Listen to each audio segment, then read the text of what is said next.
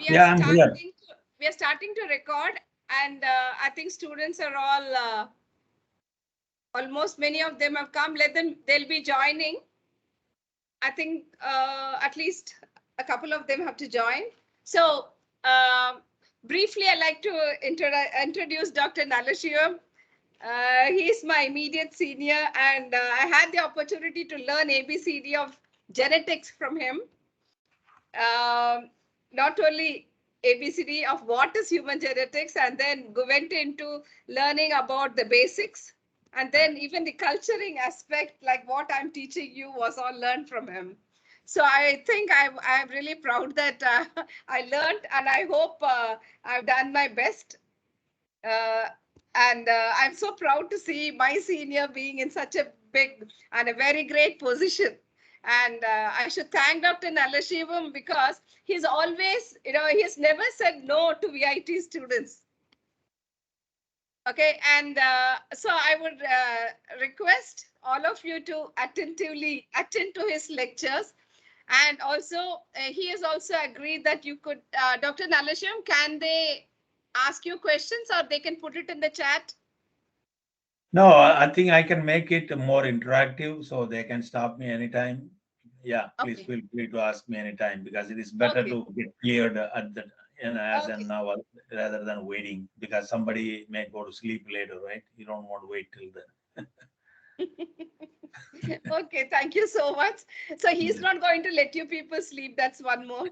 Okay, thank you, Dr. Nalashivam. Thanks for taking your time off and being with my student. So officially, I think I hand over it to the class representatives, Sabya Agarwal and Vasudev.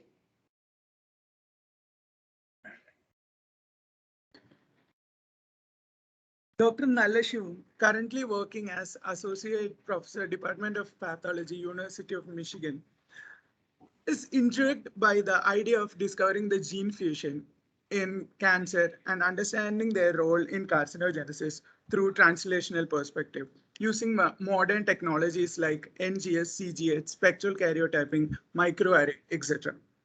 In fact, he is a pioneer in the field where his expertise and mentorship has been provided to spectrum of premier institutes like Michigan Center for Translational Pathology, Genome Institute of Singapore, King Saud University, Kobe Medical Center, to name a few.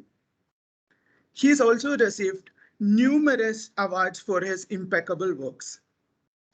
I would like to welcome Dr. Nalashivam Palanisamy to VIT virtually on behalf of SBST. Thank you, sir. Okay, thank you. So can I start now? Yes, sir. Yes. Okay. Thank you, sir. So let me share the screen. Doctor, they have shortened your lecture, your CV.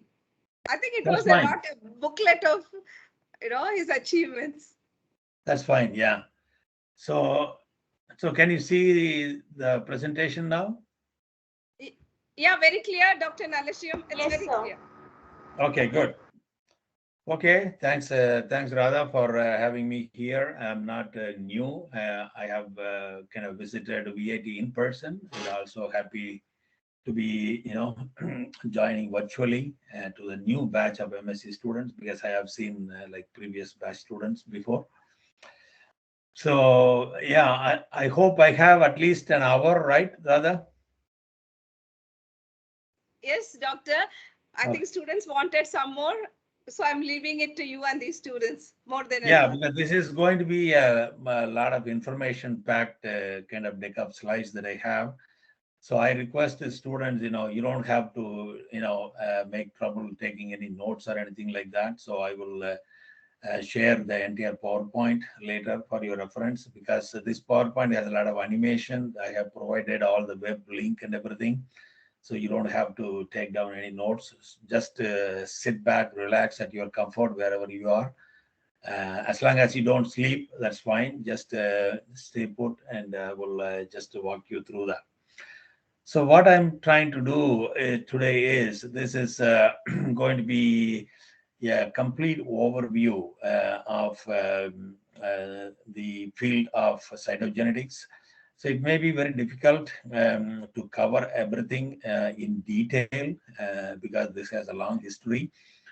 So what I'm trying to do, I'm going to give you a complete overview, just touch upon each and every aspect, right from the history to the latest kind of development in the field of cytogenetics, so that you will have a complete perspective of what is going on in the field. So anyone, depending upon your interest, whatever that is required for your course and also outside the course, you'll be able to learn more by going through the individual link that I have provided in different slide. So, so this is the Henry Ford Hospital in Detroit. I'm sure you guys have another replica in Vellore, I think. That's called Naruvi, right? In the Henry Ford collaboration, there is one going on there. So I think recently I saw a note in our administration. They said it is a very successful venture. They already launched the Naruvi Hospital in Vellore. So although, we are kind of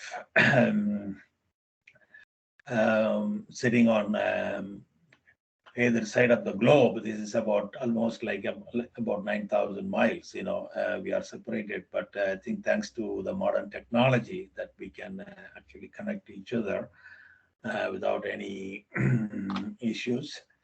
So the outline of the talk is going to be, I'm going to cover kind of several topics. You may find some of the information redundant because you might have learned most of them in your class, but still, just for the completion's sake, I just put everything, together so that you will have, even if you know certain things, that will refresh your memory so that you can connect things. This is because this information is going to be a more like a logic overflow, so that you'll be able to see the continuity where it is going on.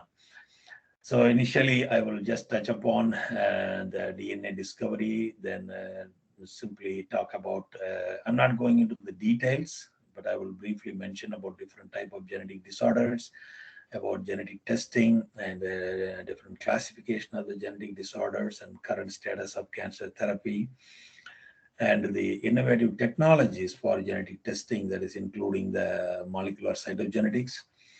And also, I will conclude with the recent advances in genetic testing.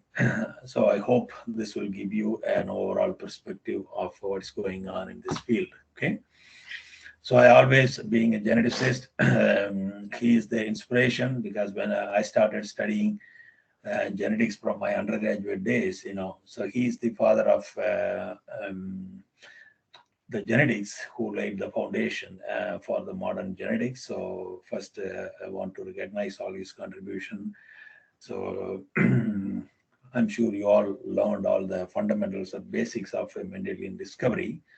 So I'm not going to talk more in detail. So it's all started, after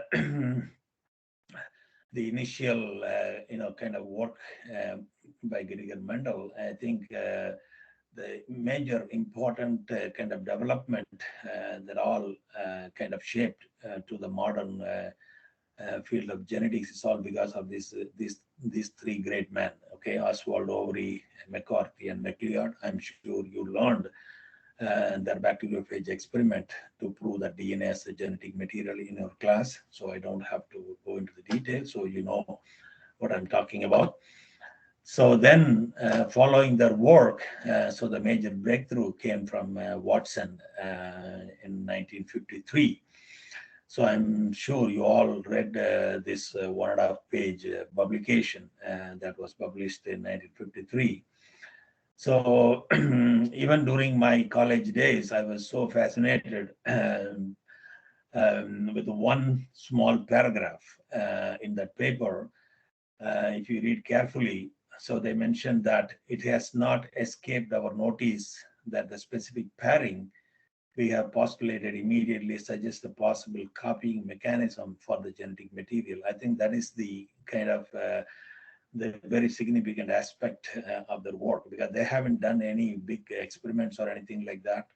So this paper is essentially, they provided the possible DNA structure. Okay, so they did not prove anything experimentally, but they just proposed the double helix model, and only with that actually double helix model that the DNA can make its own copy. No, because I think before that there are many other studies. People have shown that there is a triple helix and a left-hand DNA, right-hand DNA, all those different things. But because this has actually kind of lived to the test of time, that even today that everybody is actually using this model as the structure of the DNA. So, so it is all. I think that is the beauty of this nature. A chemical molecule can make its own copy. I think that's where the life starts. From one generation to the next generation.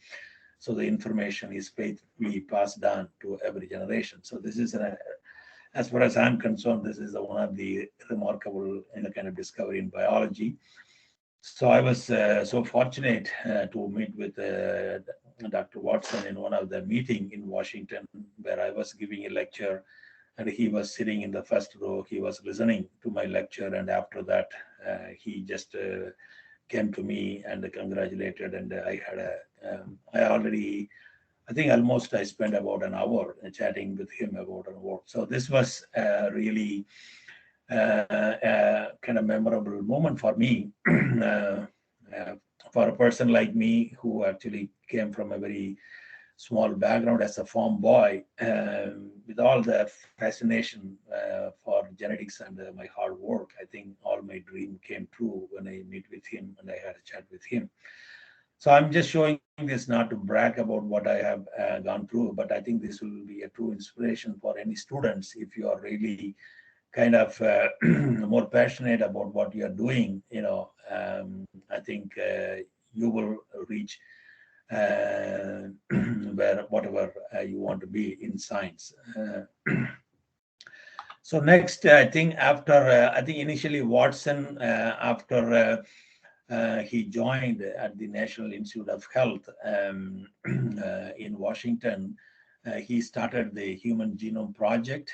He was the initial director, founding director of the Human Genome Project, and he was leading that project for a couple of years. And then after that, I think there was some issues. He left. Then Professor Francis Collins, he took over and he completed the Human Genome Project. So they actually released the first blueprint of the human genome sequence. So in that, what they did was they just took the pooled DNA from different population. This is not the DNA from one person. So they collected DNA from different races: Caucasian, African American, Chinese, Japanese, and all the different people. They collected the DNA, pooled them, and they used that DNA to sequence the complete human genome. So now we have the complete sequence of the entire human genome. And here again, I was actually fortunate to meet with Dr. Francis Collins during his visit when I was in Singapore. So these are all kind of great time that I had during my career. So now we have the complete human genome sequence of both the normal DNA as well as cancer DNA. Okay, so I want you all students to pay attention that these are the two important database resources. Okay, the genotype tissue expression, or the GTX project. This is called the GTX Portal. So if you go to this portal, you will be able to see the gene expression in different type of normal human tissue. So what they did was they collected about 59 different tissues, okay, like every organ in our body. Although we have the same set of chromosome genes present in every cell, but the set of genes that are expressed in each cell or each tissue are totally different. So in order to characterize what are the different type of genes that are expressed in a tissue specific manner, So they created this database. So if you are interested, I think being an MSc student, you can do a lot of your master's project using this database. So you can easily query this database, so you don't have to do any analysis or anything like that. With a few click of the mouse button, you'll be able to get a lot of information out of this.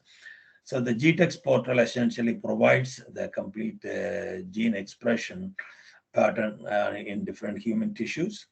Then the next one is the Cancer Genome Atlas, the TCGA. Here, what they did was they sequenced the different type of cancer tissues, again coming from different organs. Okay, because we have cancer almost in every parts of the body except your nail and your cornea. Anyone can get cancer in any part of the body. So essentially, they collected about 83, I think, 83 different type of tumors, more than about 500 samples from each cancer type. And they did the sequencing of RNA and the DNA. And the entire data is available in the Cancer Genome Atlas project. So this is almost completed. So essentially what you can do, you can compare the gene expression pattern from a normal tissue versus cancer. So you can distinguish what's going on in each cancer type. I think this will be a very important resource for any students if you are interested in bioinformatics. So you can actually develop a lot of projects. And so you can generate hypotheses, using this data. Then you can go to the bench and do some validation if you have access to any particular tumor tissue like that. So I think this is just one example to show how the database will look like. So this is the GTX expression of normal human tissue. As you can see, about 53, I think 53 or 59 different type of human tissues, from whole blood, uterus, thyroid, testis, stomach, take any organ, any major organ, everything is there. So you can actually query by using the name of any particular gene, and you will be able to see where this gene is expressed.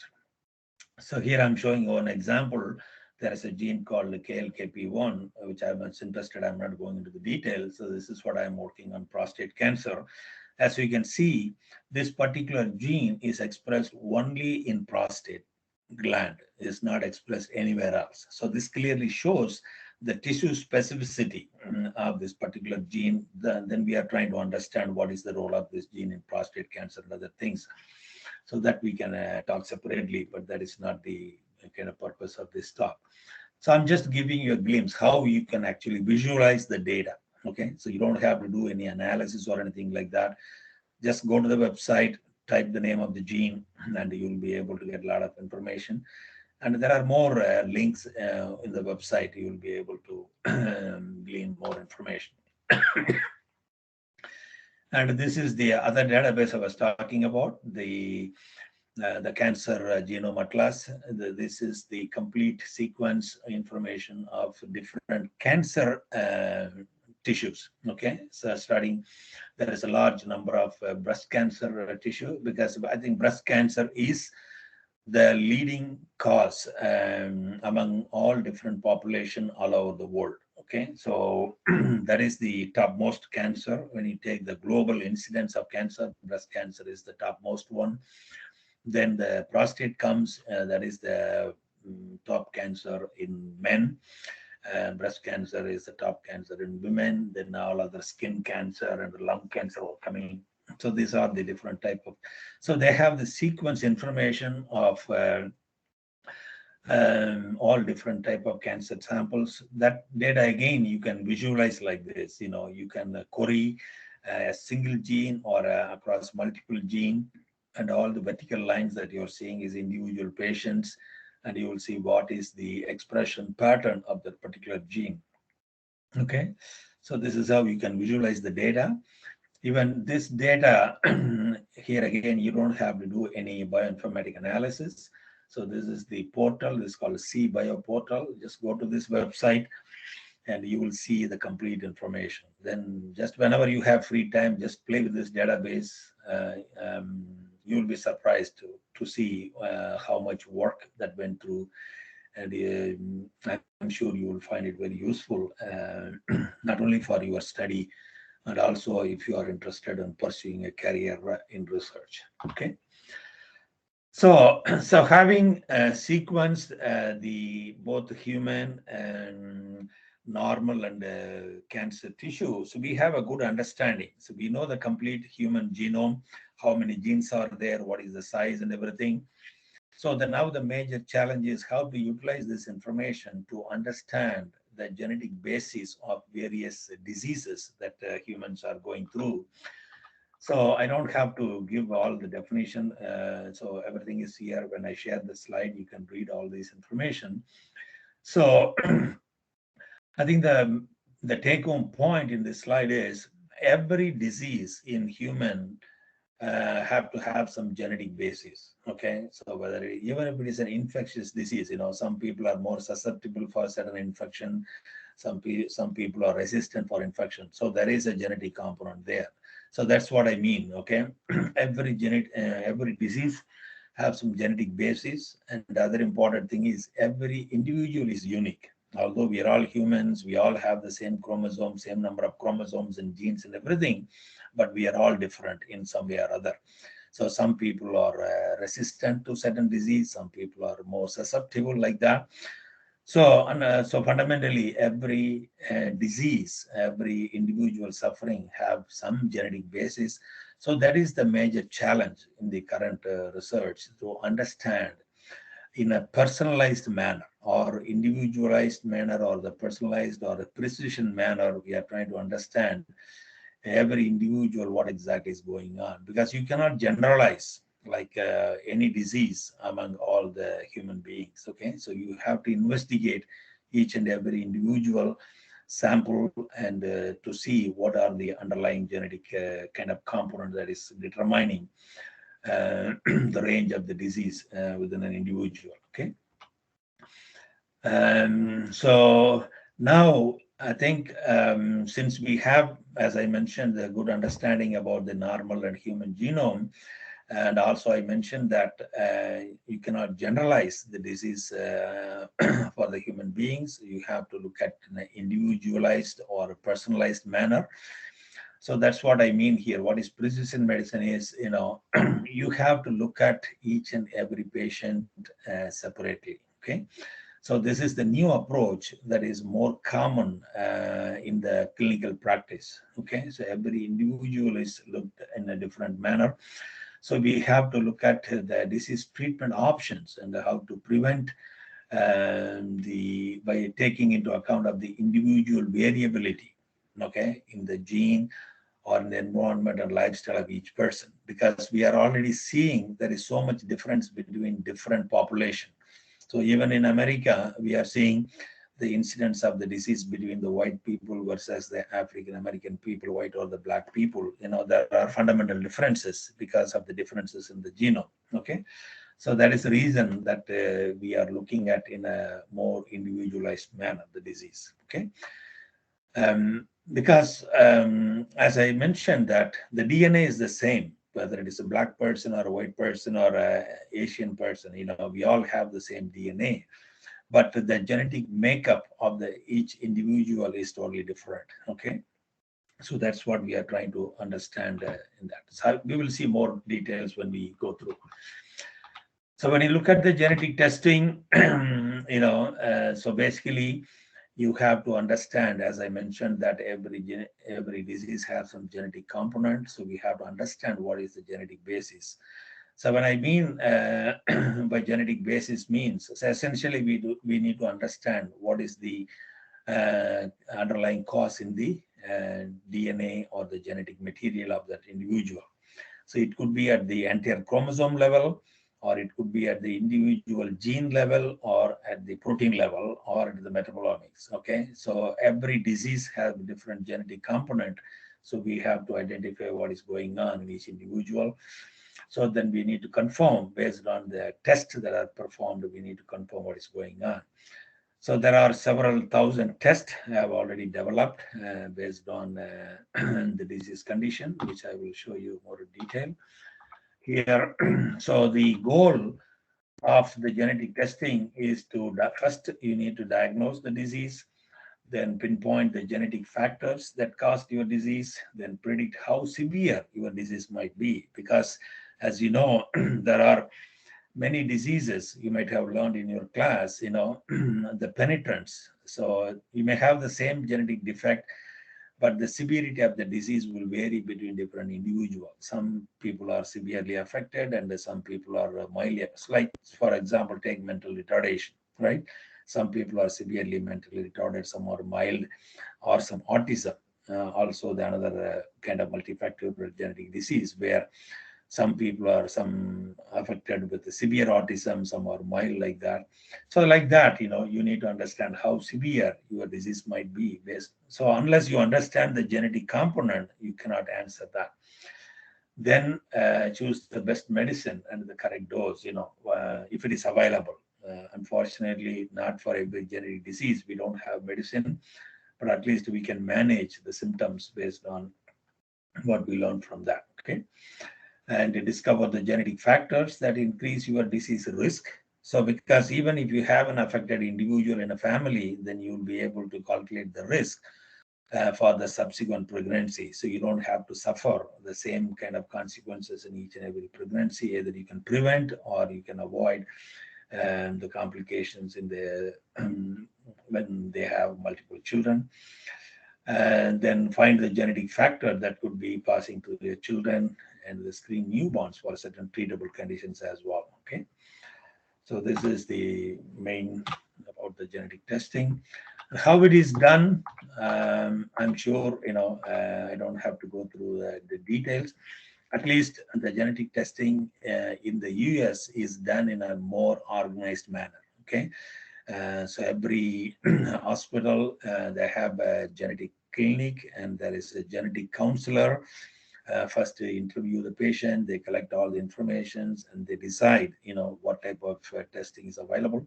So when you have time, just go through this slide. This is kind of busy, but I have just for completion's sake, I have put all the information here so you can read at leisure. So we have come through a long kind of phase in the development of this genetic testing. It was when the technology and everything was in the early stage, and the genetic testing was done in a more different way than what we are doing now. Okay.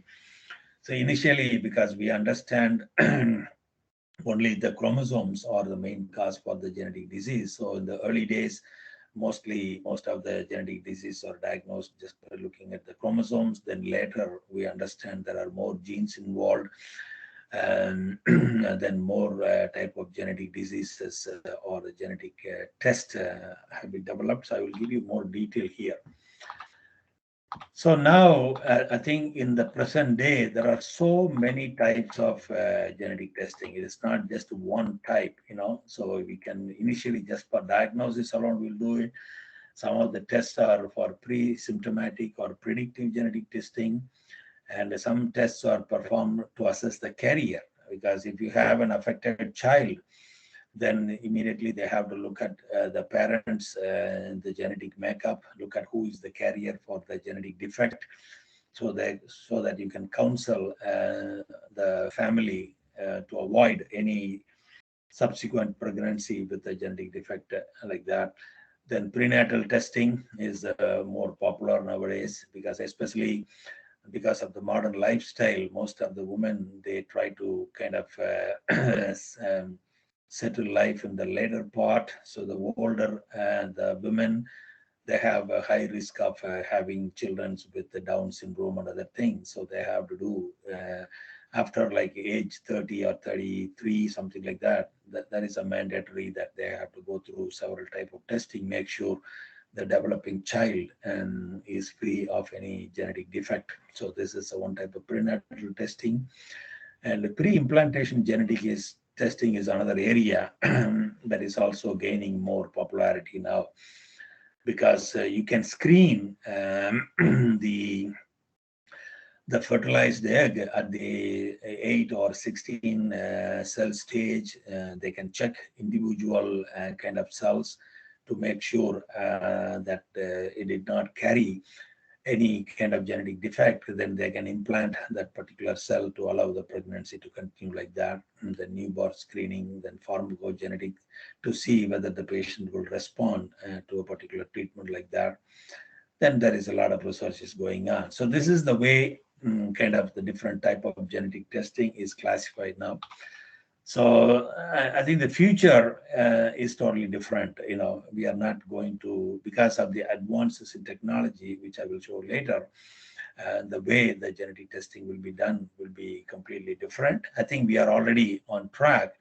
So based on all the work that has been done all these years, there is a genetic registry has been created.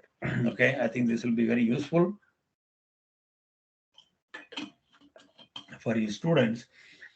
Just go through this database. So I just updated this database based on the information as of today.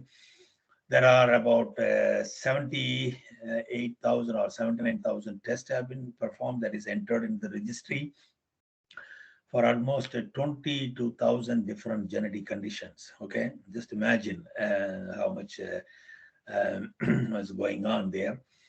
And almost every gene is involved. I think that is the kind of situation right now. This is not like, although the humans, we know that about 20 to maximum 25,000 genes have been characterized. So out of which almost like 18,000 genes are involved in all different type of diseases. So, so that gives enormous complexity to the problem. And there are kind of 512 labs all over the world. They are kind of well organized, and they are approved for doing this type of testing. So when you look at this page, there are so many links that I have provided here. Okay, so when you look at the bottom, so in this bar, you will see all different type of tested conditions. See how much improved over the period of year. From the last 10 years, there is an enormous improvement here. And the number of tested genes from 2016 onwards, because I think only in 2003 or 2004, we have the complete human genome. Then there is so much work went through. So our knowledge about understanding the genetic basis of the disease have increased kind of considerably from 2016 onwards. There is a large number of genes involved in various different conditions, because this is mainly because of the introduction of the next generation sequencing technology, okay, which I will talk later. And that really helped to understand the genetic basis of various diseases. And also, if you look at the number of tests that is performed in this blue kind of diagram, from 2012 onwards to 22, that the number of tests also have increased. So I think if you have time, please go through this database. So there are so many kind of links you can keep on, kind of going through this. So even on the top, there is a tab, many human tests, microbe tests, different condition, genes, labs, gene reviews, everything. Look at all the tabs. You will learn a lot. I don't think you will have any other time to do anything on the Google or anything like that. You will be spending your lifetime. If you are really passionate, you will learn a lot by going through this kind of database. Okay. So this is the another view of look at all over the world. There are 512 labs in different countries. They have been doing all these tests. So what they are doing is they are pulling information from all these labs. So this is not coming only from the USA. Okay, so all of them are coming from all different parts of the world. But unfortunately, not much is being done in the Africa. But in the most of the so-called the developed nations, you have all the information is there. It's very useful information. Then look at the pie chart. Here again, each one is a link, okay? Like a single gene test, CGS test, genomic test, everything. Just to open the link and you'll be able to learn a lot about it. Then other important resource is the Mendelian Inheritance in Man. This is another important database. Just you name any genetic disease, just type in here, and I'm sure I'm not showing any new information. You must have, I think, learned all these things from your class. So if you're not familiar, please use this, take advantage of this database. You can type any genetic disease. Essentially, this database will provide the complete literature about the research that is being done on each type of genetic disease. So you will learn a lot from this, okay? All right, so basically I think nowadays, particularly in the US, and I think they are doing in India as well, any disease, when you go to the clinician, immediately, they do a lot of tests nowadays, without proper diagnosis, they don't do any treatment. So I think the quality of testing is very important, and the convenience and access. I think at least in the US, it is well organized, but in India, there are so many kind of outsourcing facilities. We may not have all the testing facilities at the convenience where you are living, but you'll be able to kind of send samples to the regional centers. They'll be able to do these tests. And the fast and accurate information is very important. And then you should have trust and confidence in the lab that is doing the test. You cannot go to some mediocre lab and get some useless data. So you have to go to some approved laboratories, okay? And the result has to be, I think in India, I heard that there is a company called Genome. They are actually providing excellent service of such genetic testing. They are doing, I have seen several reports, I think the testing reports that is coming out, that is in par with what is being done in the US. I think they have learned a lot from. I think they are doing it through collaboration through US labs. I think they are doing excellent service, the Genome and other companies. Okay. All right. So to summarize what I have kind of discussed so far, it's all boiled down to what is called the personalized medicine or the individualized medicine nowadays, based on all the knowledge that we have gained by understanding the human genome and the genetic basis of various diseases. The genetic testing are done at different level. Either it could be at the genome level, so looking at any kind of changes at the DNA level, or sometimes at the RNA level, because the DNA may be perfect, but the RNA means the abnormal level or abnormal expression of a normal gene that is also responsible for causing disease. Okay, it's a normal gene, but the abnormal level in a disease condition. So the RNA, the nature of the RNA is not only the quantity of the RNA, sometimes you have to look at the quality as well. Quality means the RNA may not be the full length RNA. Sometimes you will see more like chimeric RNAs, which I will talk about in the subsequent slide. Then the DNA, RNA may be normal, but sometimes you will see some abnormal proteins, because these proteins come after the initial transcription and translation. Every protein has to go through several post-translational modifications, like acetylation and all those different kind of post-translational modification. So the errors in the post-translational modification that will alter the structure and function of the protein, and that may be involved in the disease as well. And also, even if you found some mutation in the DNA or the RNA level, then you can look at the normal protein versus the mutant protein that also have altered structure. And based on that, because understanding the protein structure is important to develop some drugs that is targeting the abnormal proteins, which is the more common method for cancer. Then the other important area is the metabolome. Recently, I'm I'm not sure whether you guys are familiar, because you know that in our body there are so many metabolic pathways. Whatever we eat, everything has to be metabolized, and the energy has to be produced. So all these different kind of metabolic pathways may get affected. Okay, so now there are tests that are available just by looking at the different metabolites, either in the blood or even in the urine. The patient urine sample can be collected. We can run the mass spectrophotometry analysis. They can screen for different metabolites, and some of the metabolites are elevated in the disease condition when compared to the normal. And based on the metabolites, you can assess what is going on, because in a different metabolic pathway, it has to go through each and every step. If one step is blocked, then all the metabolites in the previous step will get accumulated, and that will become kind of responsible for disease. Like, for example, the alkaptonuria, so one of the inborn errors of metabolism, where the what is called the homogentic acid oxidase, that is the particular enzyme that gets accumulated, and the people get this alkaptonuria. It's a very rare genetic kind of condition like that. So these are all some of the different kind of biomarkers can be developed either at the DNA level, RNA level, protein level, or the metabolite level. These are all the biomarkers that will identify a particular disease. So there are actually specific tests that are developed at the different level. Okay.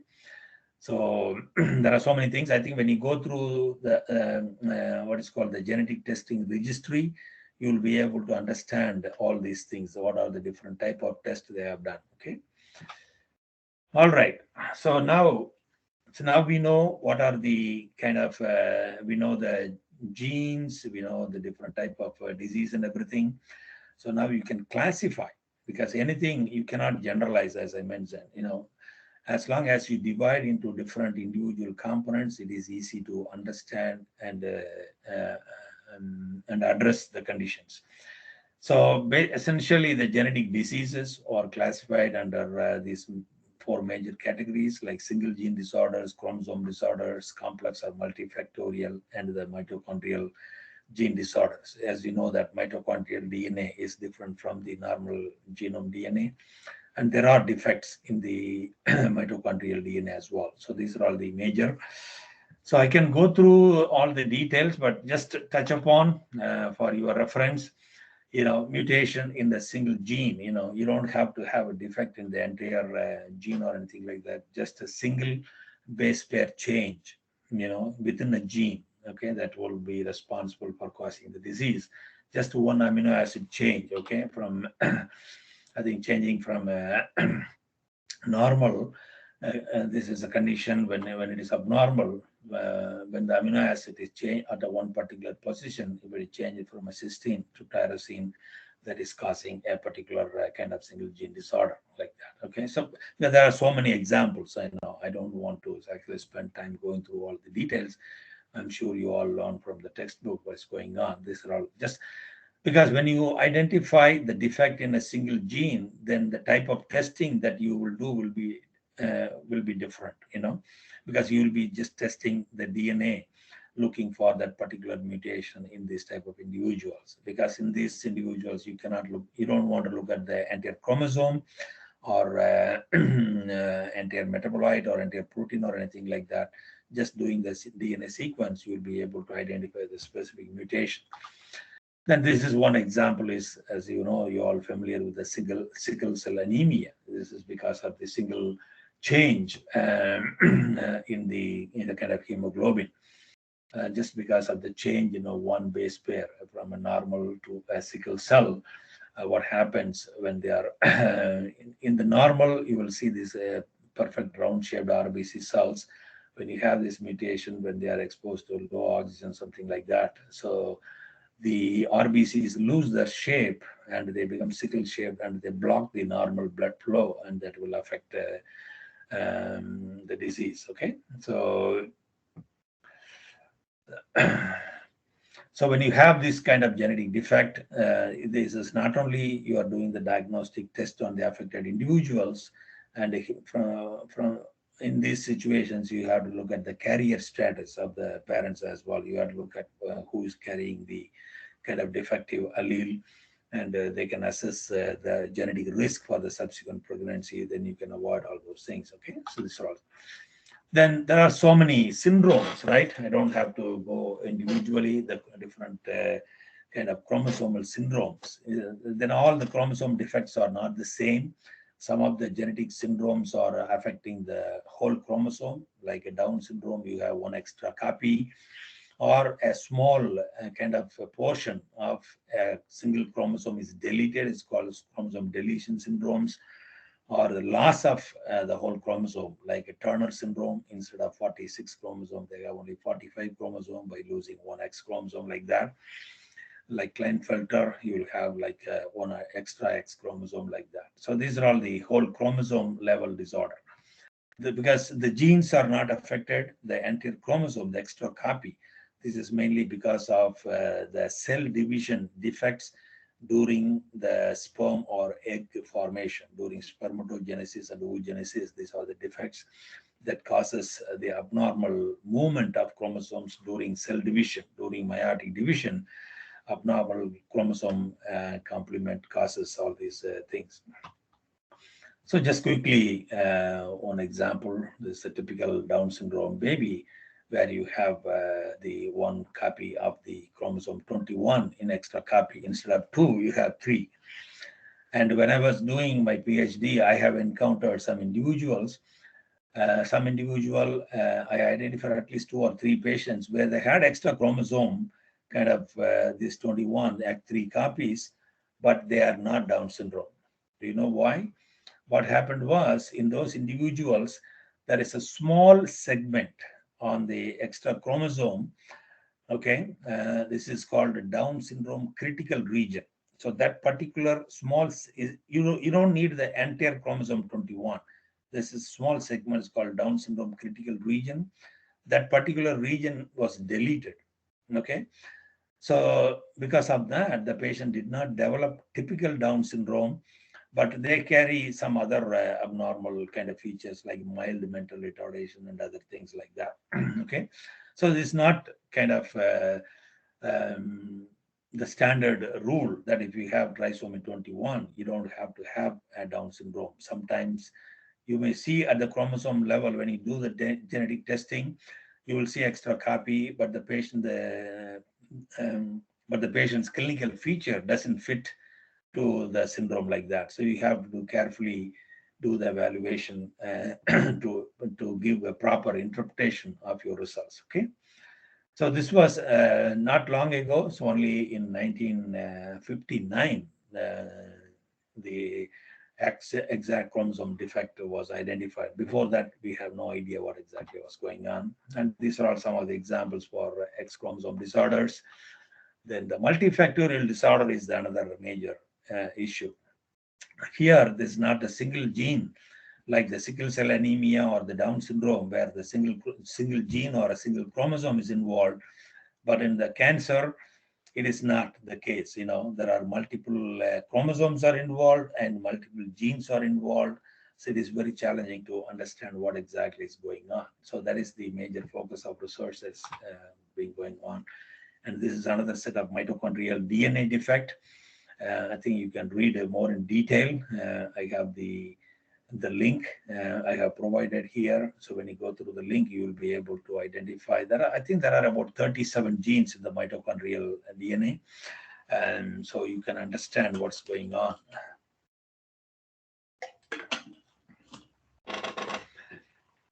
All right. So coming to the more recent kind of what is going on. Because you can do individual tests, individual chromosomes or individual genes like that. But particularly in cancer, where you have the multifactorial disease, it is getting more complex because the cancer is a very complex disease. So what is going on in the current status is, what they do when a patient is diagnosed with cancer, they take the biopsy sample, okay, the tumor sample, and then they do the extensive molecular analysis. Okay, they sequence the entire genome, they look at the entire RNA, everything, and they look for specific mutations. that are actually known to cause or responsible for that particular cancer.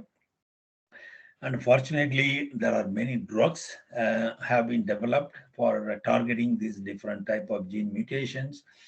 And one after screening the patient tissue for the presence or absence of the mutation, then the particular drug can be can be prescribed for that individual. Then the patient may get the benefit. Or sometimes even if you give the drug, the patient may not respond or may respond for a while, then after that they may not respond. So then you have to do another biopsy, So it may work for like 6 months or 1 year, then the patient come back with the cancer.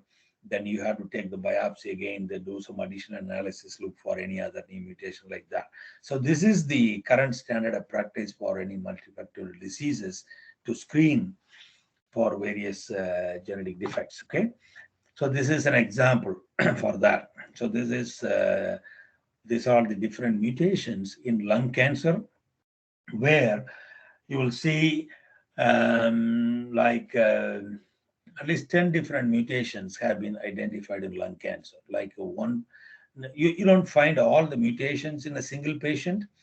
So every mutation is present in a small subset of patients. Like like you see here, the more than 50% of the lung cancer, we don't know what is the genetic basis. Okay, these are all completely unknown. Still, we don't have any actionable mutations. Then a good number is affected with the mutation in the KRAS gene, another major subtype with EGFR, another small subset with the ALK gene fusions like that. So I think this is the point that I want to make. Like I showed you in the previous slide, when you take the patient biopsy sample, you have to run this genetic testing. Then you have to screen for all these type of mutation to identify which particular mutation is present in that individual. Then based on that, you can actually give a specific drug if it is available. If the patient fit into the unknown category, you cannot do much. You just give the standard chemotherapy or radiation. But if they are positive for any of these mutations, they get the benefit of targeted therapy, and you may be able to extend the life of the patients a little more. You may not be able to cure the cancer, but you can manage the disease in a significant way. So these are the different drugs that are already identified for lung cancer. All the names you can see here, so erlotinib, geftinib, and whatever it is, these are the different drugs targeting different mutations. Okay, so this is what I'm saying. So when you say there is an abnormal protein, because there is a mutation in the protein, you have to characterize the protein, identify the mutations, then you have to develop a drug that will specifically work on the mutant protein rather than the normal protein. Okay, so that's how the drugs are developed. So that is the essential part of the genetic testing, to understand what are the genetic mutations, to understand the nature of the abnormal protein, then develop drug targeting the specific abnormal protein like that. Okay, so this is the another important area. These are the different type of drugs that are developed for melanoma. This is a type of skin cancer that is more common in the Western population, not in the Asian and other people. It's also there, but it is not that severe. But in the white population, the skin cancer is more common. So there are different type of drugs that are developed targeting different mutations. And recently, the immunotherapy is another important area. When the gene, because especially if you look at the melanoma cancer genome, the genome is highly mutated. That you'll find like hundreds and hundreds of mutations in the DNA of the melanoma cancer sample, and that makes the cancer cell more chaotic. Okay, so one gene is not going to kind of help to treat everything. So they have identified among the large number of genes, there is a gene called the CTLA4 or the PD1. These are the two major kind of genes They're always highly overexpressed in this cancer. So they have to suppress the expression of these two genes. Because by expressing these two genes at an abnormal level, what happens, the cancer cell evades from recognizing the body's immune system. So the immune system don't recognize this cancer cell as a foreign cell. So, so the tumor is allowed to grow. So essentially what you need to do, you have to block the expression of these two genes, PD-L1 and CTLA. Once you block this protein, then the cancer will be treated. So this is the major breakthrough. Recently, one of our actually former American president, Jimmy Carter, he was diagnosed with melanoma and he was treated with the anti-PD-1 therapy. And even today, he is living kind of cancer-free. So that is the power of the genetic testing to understand the genetic basis of the disease. Then you can develop targeted drug. So I'm showing all these things for young students. You have to understand what is going on here, how you can actually get yourself involved in the current developments, then you can contribute. So this is the major kind of recognition for developing the immunotherapy. These two individuals, they identified the PD-1 and the CTLA4 gene that are overexpressed in the cancer samples, and they developed the immunotherapy that is targeting antibodies. They developed targeting this protein. So if you inactivate the abnormal level of the PD-1 or the CTLA4, and you can actually kill the cancer cells, the patient can live cancer-free. So this is a remarkable achievement. These two individuals got the Nobel Prize, okay? So this is what I'm trying to say, the importance of the genetic testing, how you can actually understand, because not all the genetic diseases are not the same, and you have to really do a lot of fundamental work to understand the differences in a different type of genetic diseases. All right. So this is one good example to convince you the power of genetic testing. Okay, so like I showed you before, you take when a patient comes with the cancer, you take the biopsy and you look for all the mutations, and then you identify a specific mutation. So in this example, I'm going to show you one person who is like 38-year-old man. He had a mutation in a gene called BRAF. It is a kinase gene on his skin cancer. Okay. So initially he was diagnosed with this cancer. You can see the cancer all over his body. Okay. So all these tumors are growing, all different parts, and every tumor has this mutation called BRAF. So through genetic screening, they identified there is a single base pair change in the gene. In the BRAF, there is one amino acid at the 600 amino acid position. It changed from V, I think, valine to cysteine, or I don't remember the exact amino acid change. You can read. So just because of the change in one amino acid, that completely changed the functional properties of the protein, which is responsible for causing this cancer. Then having understood the mutant nature of the protein, there was a drug that was developed called the PLX4032. So then the patient was treated with this drug, okay, targeting this BRAF mutation, then the cancer is gone. All right. So this clearly shows the expression of the abnormal level of the mutant protein is responsible for causing cancer, and the drug completely cured. But unfortunately, what happened within 15 weeks, the cancer is gone. Then within 23 weeks, within 2 years, the cancer came back in this person. Okay. So now they are actually taking additional biopsy to understand what is going on, and they could not find any new mutation which can be targeted with any drug. So this is the nature of the cancer treatment that is going on across different type of cancer. Okay, so this is a major challenge that the research community is facing. Why, initially the patient is responding, then the cancer is coming back. So I will show you what is going on here. So that is mainly because Here I'm showing an example of the prostate tumor. This is the whole prostate gland tissue that was tested in my lab. You will see all the blue area and some brown area. Those are all the cancer. So I will zoom in here. Then we identified some markers, okay, some genetic mutation that is more common in prostate cancer. Then we developed some antibody. Then you can stain using the antibody by doing immunohistochemistry. You can actually scan the entire prostate gland to see which cells carry which type of mutation. Okay, so here there are some areas that are stained brown and some are stained blue, and these areas are benign or stroma, they are not cancerous. Okay, so the cancer cells are not the same, all the cells are not the same. Some cells are carrying one type of mutation, then other cells are carrying a different mutation. I will show you even zoom in view here. So this shows, see here, this part of the cancer is positive for a mutation in a gene called ERG, and the other blue all areas positive for an abnormal expression of the protein called SPINK1. See the distribution of the cancer cells. They are not, every area is not the same. There is a varying pattern of expression as well.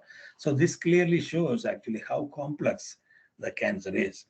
So the message that I'm trying to emphasize here is, suppose if you have a drug for, say, for example, ERG, okay? So the drug will work only on these cells that is positive for ERG, and the same drug will not work for the cancer cells that carry entirely different mutations. So this is the main reason. So even if you have a good knowledge about different mutations in the cancer, and the availability of the drug targeting each mutation is important. So unfortunately, it is very challenging to develop drugs for all mutations. If it is available, suppose, say, for example, if you have a drug available for SPINK, that is the largest kind of tumor here. So most of the cancer may be eliminated by giving the SPINK1 targeted therapy. But eventually, when these cells are gone, then this tumor started growing happily. Okay, when the cat is away, then the rats play, like that, you know. So these cells will take over. So initially, these tumors may be very small. So you think that the patient is a kind of cured of cancer. Then slowly they started creep up, then the cancer coming back. So this is the situation that I explained in the previous slide, why the patient initially responded to the drug, then why the cancer came back. So this is what we call it as tumor heterogeneity. That is the heterogeneous population of tumor cells carrying different mutations. Okay, so that is the main reason that recently the new area of treatment that is going on most of the genetic diseases, not only for chromosomal or gene specific diseases, and also cancer as well. This is called personalized medicine, or so you have to screen each and every individual for different kind of genetic defect. All right. So some patient may carry one mutation, other patient carry different mutation. So you have to screen each individual for the presence or the absence of the mutation. Then you can actually select the patients for the right treatment so that they will get the maximum benefit. If there is no drugs available, unfortunately, you cannot do much other than the standard chemo or radiation therapy. But if there is a specific drug targeting a particular mutation, then you'll be able to extend the life of the patient for a little longer time. So I hope you all understand the impact of the personalized medicine here. So I'm sure if any of your relatives or friends or family members, they are suffering from this, don't generalize. Okay, that patient had lung cancer, he was treated with this drug and he got a kind of treated, cured or anything like that. You cannot say the same thing for our next patient, all right? Unless you test the sample or the tumor specimen for each individual, so you don't know what is going on in each patient, okay? All right, I think you got a good idea about what is going on in about genetic testing and everything. So I think I almost reached an hour. Maybe within another 10 or 15 minutes. Is it okay, Radha? We can go. Yeah. Uh, I just Yeah. had a question in your earlier slide. Why did you talk? Yeah, about no, you put up as inexpensive gene screens. What do you really mean by that? Which part we are talking about? That is the The initial earlier part. slide, personalized medicine. Uh-huh. Yeah, and you have just put up that inexpensive gene screen. Yeah, below Uh-huh. whole genome sequencing. Yeah. So What when do you you mean do, by inexpensive gene screens? yeah. So when you, like when we say whole genome sequencing means you are essentially sequencing the entire genome. Okay. So Yeah, because you don't know what exactly the mutation is going on, so true, in those true, situations, you have to true. sequence the entire DNA, the RNA, and also it is not only the tumor sample. What they do, they take the what is called the buccal swab of the normal DNA as well from the same patient. So you have to sequence the normal genome as well as the cancer genome in the same individual so that you can compare and understand what whether it is a kind of germline mutation or a somatic mutation. Okay. So when I say germline mutation means that is the mutation that is inherited by the individual, like the BRCA1, like breast cancer, it is already there. So you will see the mutation in the normal cell as well. But some mutation, if you see only in the cancer cell, this is called a somatic mutation. That is something acquired during the lifetime of the individual, like that. So in those situations, you have to do the whole genome screening. So when I say inexpensive gene screen means you know what to sequence or what test to do it, because in these individuals you know the defect already, because they might have done some previous test or sequencing information is already there, or some of the symptoms are obvious. You just target, do just sequencing just only one gene. That is very less expensive. When you do the whole genome, that will cost Yeah. like maybe like $1,000 or $2,000. When you do just a PCR, it maybe you can do it for $50, like that. So when you do the fish, again, this is again, you're targeting only single gene. So when you do PCR, fish, and immunohistochemistry, these tests are targeted to known genes. You know what to test. Yeah. But when you do the whole genome, that is completely unbiased. You are not sequencing for any particular region of the genome or anything like that. So you are sequencing the entire genome in an unbiased way in order to understand what exactly is going on. Because but this is what you do when the patient initially responded to some genetic defect or treatment. When the patient come back with the cancer, then you have to do the whole genome to see whether is there any new mutation there, like that. Okay. Yeah, thank you. Thanks. Yeah. So that is Sir, yeah. Go ahead. yeah, good evening, sir. This is Neelmani here, sir. Sir, I have I'm glad one you guys doubt. are still awake. Yeah. Thank you. Yeah. So, sir, actually, the first question was from the Down syndrome. Mm-hmm. So, as you have said that in the Down syndrome there is trisomy exists. So, Mm-hmm. but it is not necessary that every trisomy will exist, will express itself as a Down syndrome.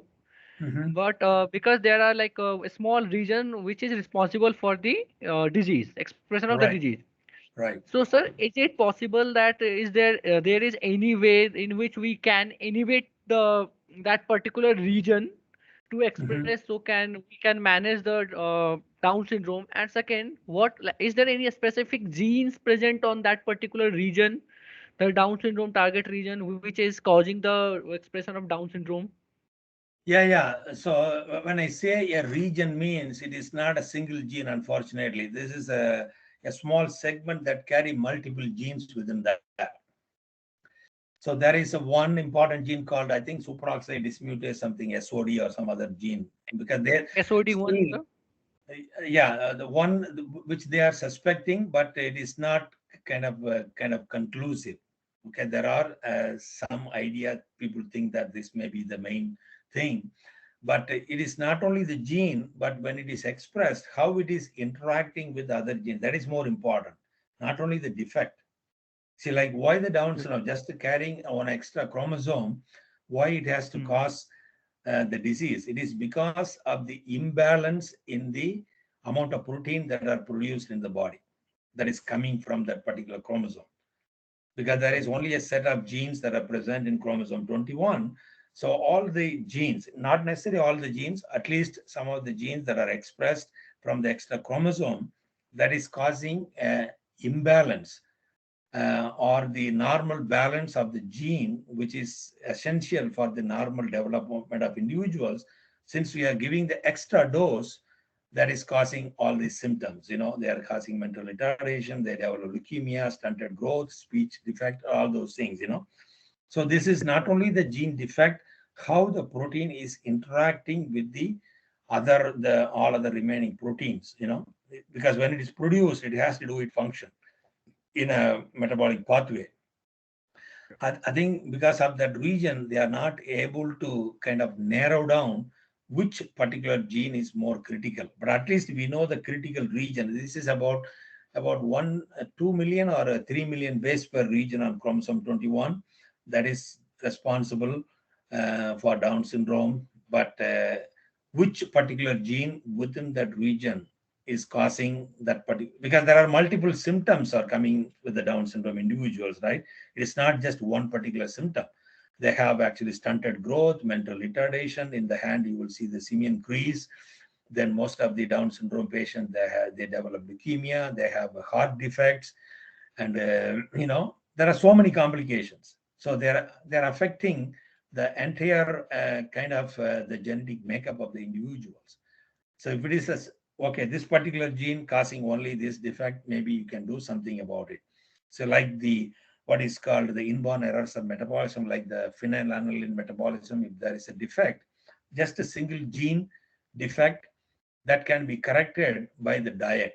Okay, so you can just eliminate that particular metabolite in the diet. You can help all those individuals.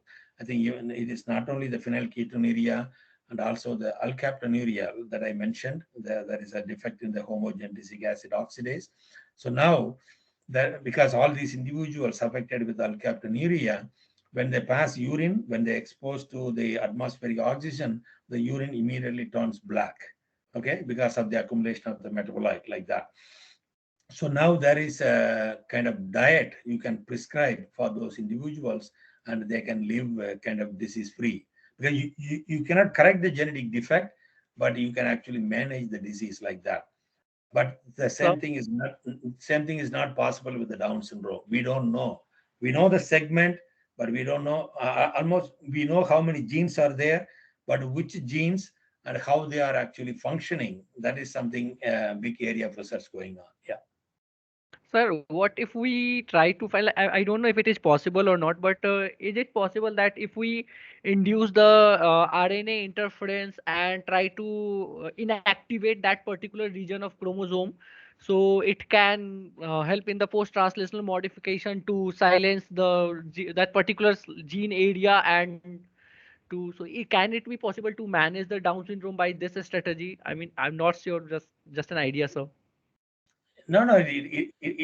It is logically, it is a possible idea. You can do all these manipulations in the cell lines when you have, like on the petri dish, you can do all those things. But in the human body, how can you control it? Like when you do this, it is because you have this extra chromosome 21 in all the cells in your body, right? Yes, So sir. how you can actually target, because it is not affecting one organ or one place, it is all over the body. So I think that is the major challenge. You cannot correct the genetic defect in the entire body, but at least no, I will take it back, because now I'm sure you're all familiar with the modern, what is called the gene editing technology called the CRISPR-Cas technology. Yes, So sir. using that, they are able to correct. If there is only one single gene defect, you can correct using the technology. So I'm sure you all actually read in the newspaper, there is a Chinese mad scientist. He actually tried using this CRISPR technology, and he modified a gene called CCR5. When Yes, a sir. person has a particular polymorphism or the particular mutation in the normal cells, if you have that mutation, those individuals will never develop the HIV or the AIDS Yes. disease. Okay, well, that gives a natural protection. So this scientist, he created an individual. He modified this gene in a developing embryo, and he allowed that embryo to develop into a healthy individual with that genetic defect. So he's naturally creating that particular mutation in the normal embryo so that that person will be protected from developing AIDS, like that.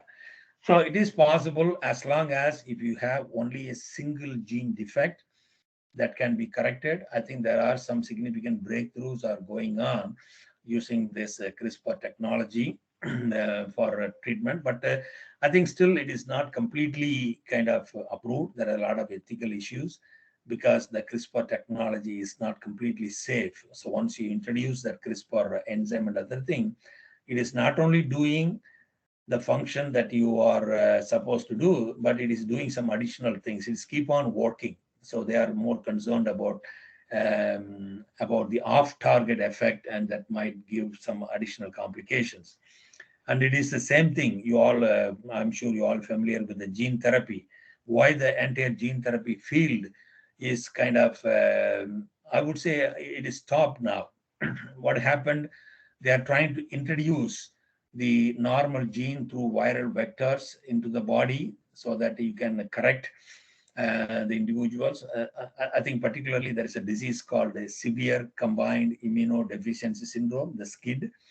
So there are two individuals, I think in France, they introduced the normal gene through viral vectors, they injected into the body.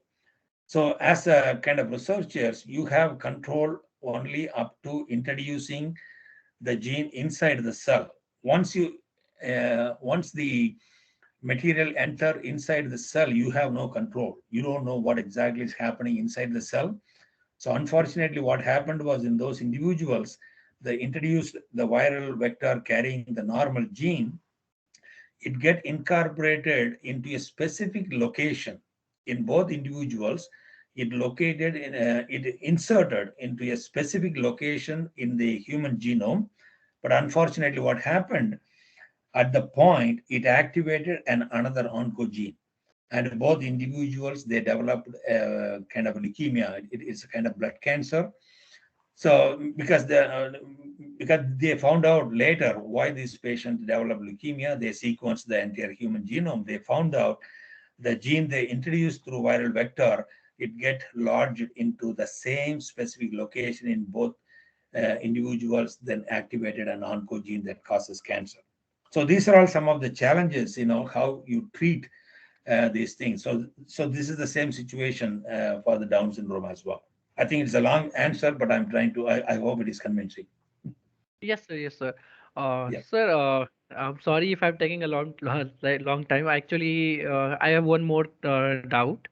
Okay. So yeah, so sir, like in case of PDL1, Mm-hmm. so when there is like overexpression of PDL1, so we go for the basically immunotherapy, and most used drug is nivolumab. So sir, Yeah. yeah, so sir, while on the field working like with some doctors, I got to know, sir, Mm-hmm. like the screening of the PDL both in the lungs and in the breast, like both on the 263 and 142, SP 142 and 263, is quite cheaper. Like in 3,000 rupees we can screen, but when we Right. go for the yeah, so when we go for the treatment, so it is quite costly, and as doctors said that even in the Indian population it is not that much useful, or not effective. So so the question was like, is there like any alternative strategy or alternative therapy available, except instead of nivolumab? And second, why it's the like such incidents that it is not that much effective in the Indian population, while it is quite effective in other races or other population? Yeah, it is not only Indian population, it is the same thing in the American population as well. So that is an important target that they identified, but it is not working on all the patients. Okay, so the overexpression of the PDL1 again. So I'm actually showing the example that I showed you, the tumor heterogeneity. So the Yes, sir. expression of the PDL1 is not uniform in all the cells in the tumor in that individual. And also the expression level also is varying. In some patients, it expressed at a low level. In some patients, it expressed at high level. So what is important is the percentage of cells that are positive for the PDL1 and the level Yes, of sir. expression is the key. And the immunotherapy is working mostly in kind of melanoma, the colon cancer and other thing. It is not working on prostate cancer because the genome, wherever the genome is highly abnormal or highly mutated, those are the cancers, they Yes. are actually responding well to this immunotherapy. Even in those cancers, only a subset of patients are responding well. You cannot, although they try the immunotherapy, when the patient exhausted all of the treatment options, they give as a last resort, they give. But unfortunately, that is the case. Why some individuals are responding, some are not responding. I think that is the key. I'm coming back to this slide, personalized medicine or the responder versus non-responder. You have to Yes. do this thorough screening or genetic testing to understand, because mostly in solid cancer, whether it is a lung cancer or a prostate, breast, or any cancer, this tumor heterogeneity is a major problem. So every cancer cell is different. Okay, Yes, sir. they are not the same. So one set of cells they carry, and moreover, most of the solid cancer, it takes like 10 to 20 years in the making. It is not like infectious disease. You get infection today, within 3 or 4 days, you get some symptoms. But the solid cancer are not like that. It is developing over a period of time, 10 to 20 years, and most of the cancer cells, they remain in a period what is called the cancer dormancy. You never know you have cancer. Okay, you have cancer cells, but it is waiting for some second trigger, like more like a stress induced, or you are exposed to some severe radiation. So radiation, or you are taking some drug for some other condition. Because that's why when you go to some MRI screening or CT scanning, so they give warning that there is a risk of developing cancer when you go through this type of test, like a coronary calcium angiography. There is a particular Yes, sir. CT scanning. So there is a high risk of inducing cancer if you go through this, because you are exposed to so high amount of radiation, other thing. So these cancer cells, they wait for some second trigger, and they all of a sudden they started growing.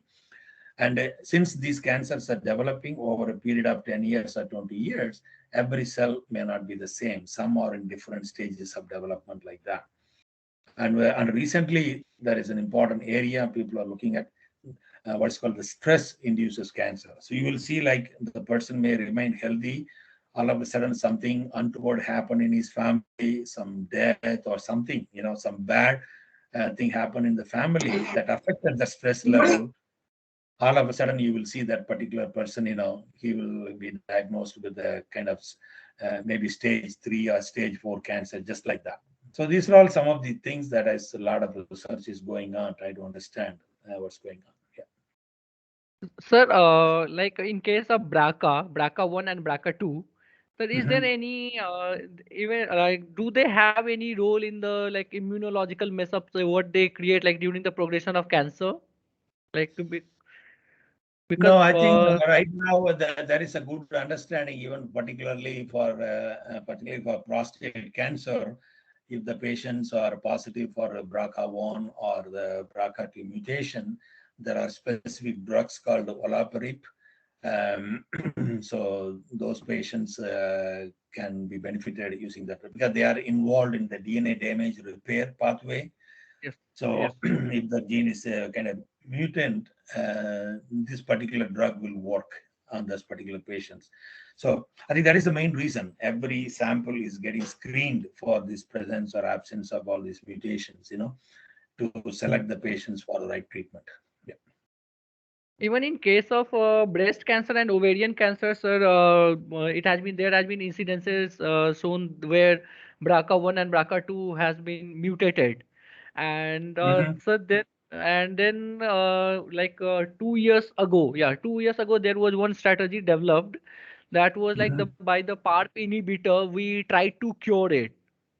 So, but it didn't work that much. I mean, it was in the market. Many of the doctors tried to use it, PARP inhibitors, but it didn't Mhm. work that well. So, is Yeah, there yeah. any? Again, that's what I'm saying. You cannot generalize. Okay, like even if there is a breast cancer, you cannot generalize all the patients because there are so many other things. Whether they are triple negative breast cancer or ER positive, PR, all those. There are so many other complications. Every tumor samples are completely different. Because if you are familiar with when you look at the different cancer cell lines, so there are actually at least 50 different cell lines are available for breast cancer. If you look at the cancer cell lines, every cell line is different, and even within the cell line, every cell is different. Okay, so this is the enormous complexity. That is the main challenge why we are not able to develop a best treatment, or actually the worst case, the actually cure for cancer. So this is I think this is up to actually the new generation of the scientists that is coming from your class. You guys have to focus. You understand the seriousness of this problem, so read Yes, more sir. literature to try to come up with some novel approaches how you can tackle it. So because I think that is the main reason, even the kind of the modern scientists, they already come to a point, understand that it is very difficult to manage when a cancer is metastasis into a very advanced stage. So now I think that's the main reason. Now there is more focus on what is called the early diagnosis or the early detection of the cancer, so which I'm going to actually touch upon in the later part of this talk. If you guys are still awake, I don't want to spend too much time.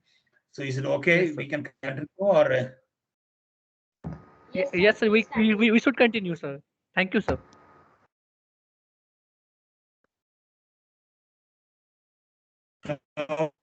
okay.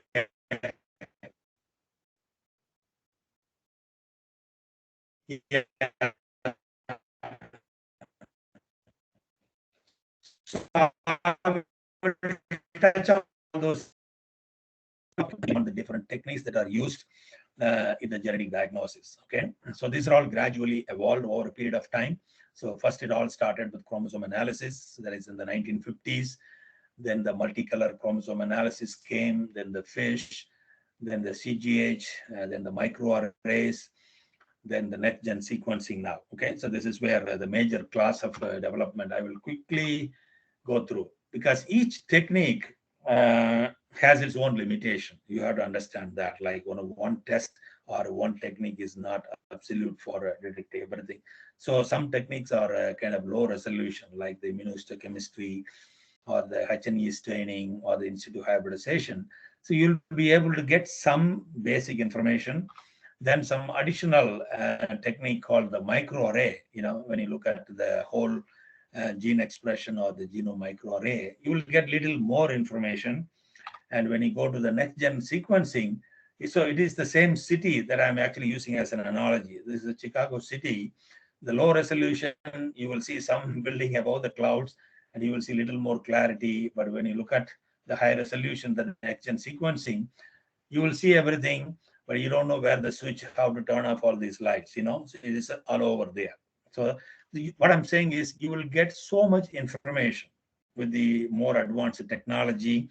So now it is challenging to identify the actionable mutation or the right mutation to target for treatment, because the cancer genome is so chaotic like that. Okay. So this is just if you guys like, I will give you this review article that I wrote a couple of years ago with Professor Arul Chinayan. So he is going, eventually he may get Nobel Prize in another couple of years, because with whom I worked with him for the last 7 years.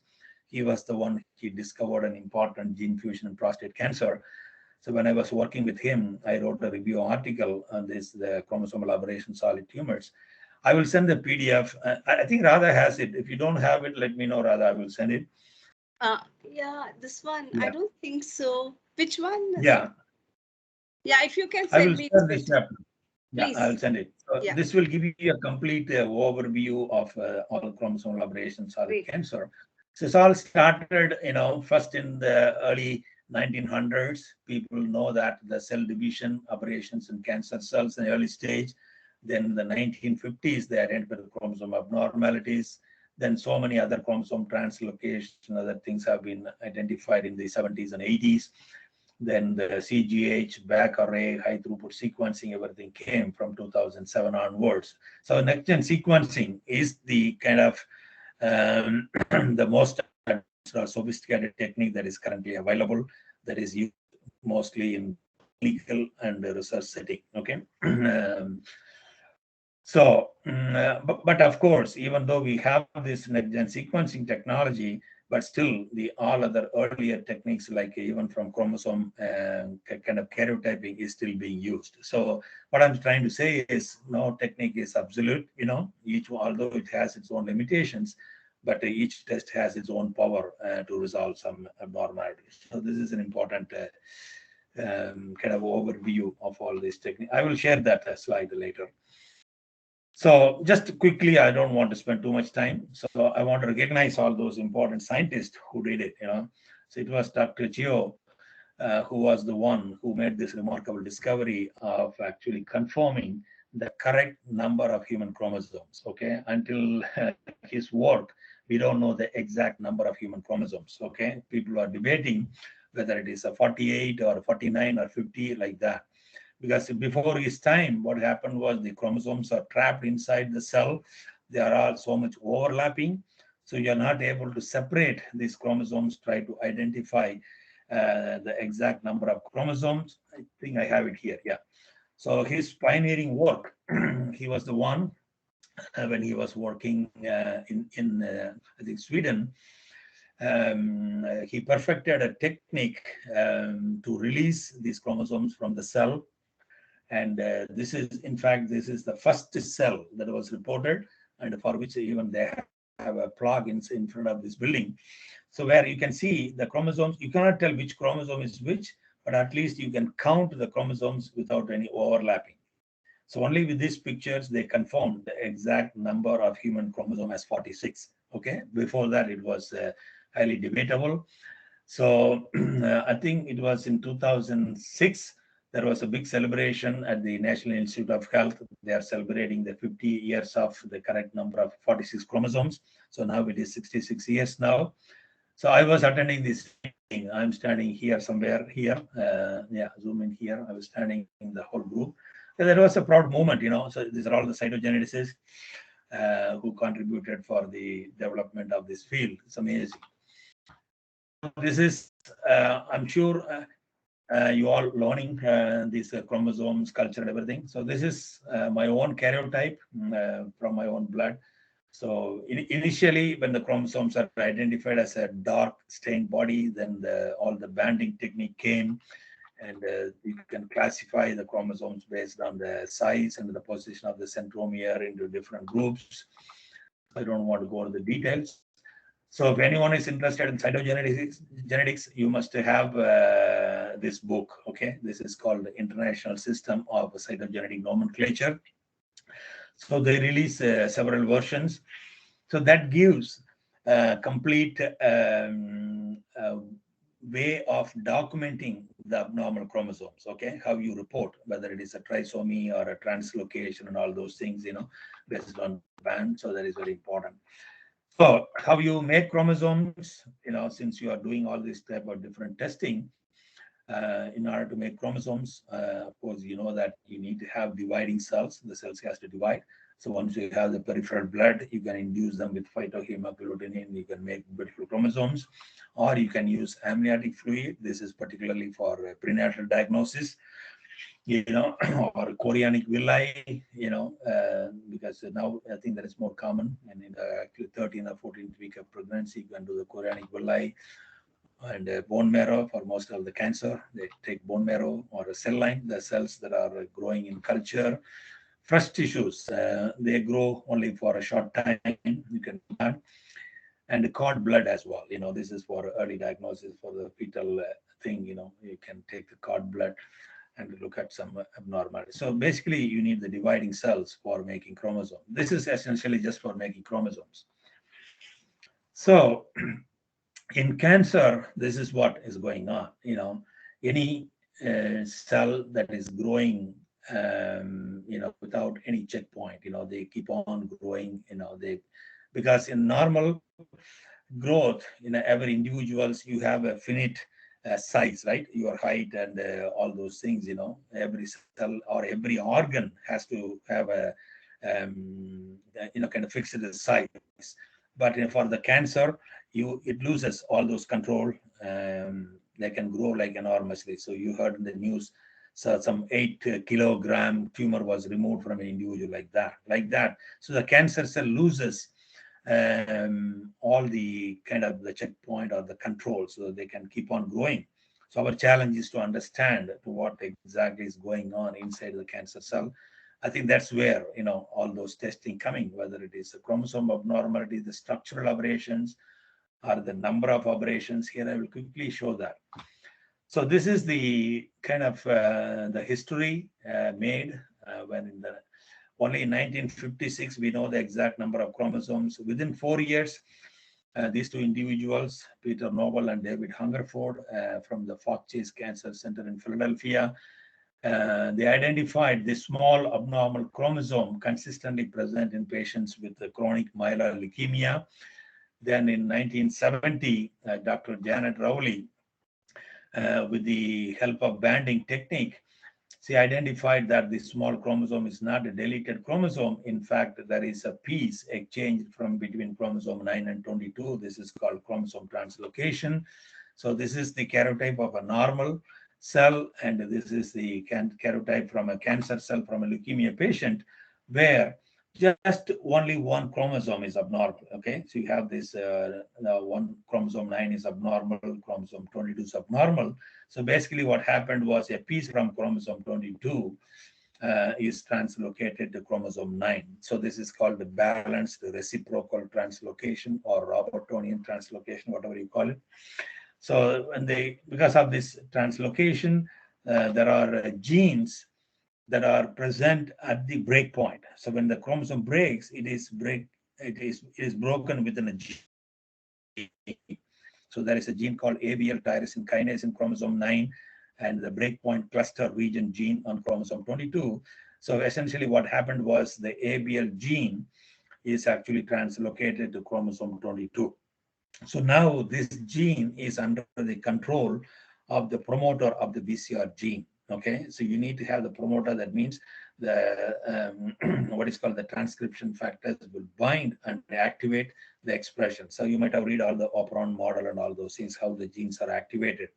So this is what happened. So the gene, this is the normal ABL gene. Okay, so nothing happens to the gene except the first two exons, which are non-coding. That means they are not coding for any protein, but the entire coding sequence of the ABL gene is translocated under the promoter of the BCR gene, which results in the overexpression or the abnormal level of normal ABL gene. That is what causing this cancer, okay? And that is causing for leukemia. So like I said before, it's a normal protein, but abnormal level. This is why it is abnormal is because of this translocation. This is the simple explanation. And with that, there are so many kind of gene fusions have been identified, and I was involved in the discovery of several gene fusions there. So here there are two ways a gene fusion can occur. Okay, here I will show you quickly. So now what happens? You have the few exons from one gene fused with the partial exons from another gene. They combine, they form a new gene transcript, and when it is expressed at abnormal level, that causes cancer. This is how gene fusions are created. Okay, so there are several thousand gene fusions have been identified.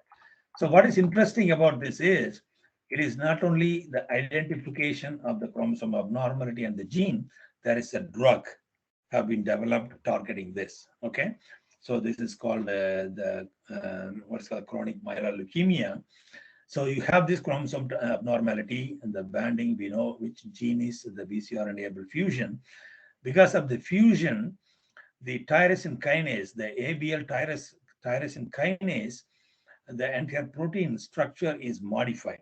Okay, if it is normal If it is that will be completely different when it is abnormal and there is a small kind of a cleavage or a pocket that is created in the protein. So now what they did was they developed a drug. It's called STA 571 or the Gleevec that will exactly fit into that groove, so that the substrate cannot bind to the ABL tyrosine kinase to activate its function. Okay, so when the substrate is not binding, this protein no longer function. So basically, in the treatment of this cancer, by using this drug, you are actually blocking the substrate from binding to activate this tyrosine kinase. So this is how the patients are actually treated. So even this drug was developed, I think, in 2000, in the year 2000. So even today, the first patient who received this drug, that patient is still alive today. What is happening is he has to take a pill, about 400 milligram pill every day. So that drug is available. This is, I think it's a 100 milligram pill. So he has to take one every day. This is like a blood pressure medication or for diabetes or whatever it is. You just take this pill one every day and you can live cancer free. Once you stop taking this drug, then you will see this abnormal protein will start accumulating. Then you will start seeing symptoms. So look at the power of this technology. Just from identification of a simple chromosome abnormality, now you have a drug that can treat the cancer. Okay, so this is an important story, but unfortunately, this is not the case that you can replicate with all other cancer as well. Because what is interesting is in this leukemia, this is the only abnormality in these patients. There is no other mutation, no other chromosome abnormality or anything like that.